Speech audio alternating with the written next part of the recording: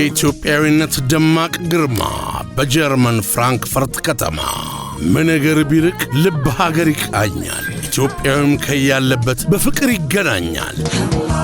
የኢትዮጵያውያን ስፖርትና ባህል ፌዴሬሽን 20ኛ ዓመት በዓሉን በፍራንክፈርት ከተማ በድምቀት ያከብራል።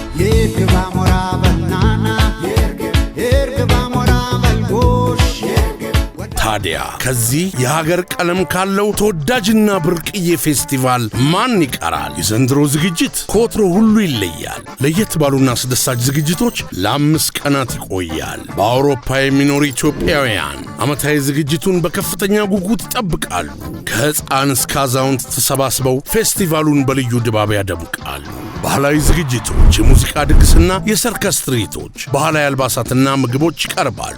ከ20 ሀገራት የተውጣጡ 38 ክለቦች የእግር ኳስ ውድድር ያደርጋሉ።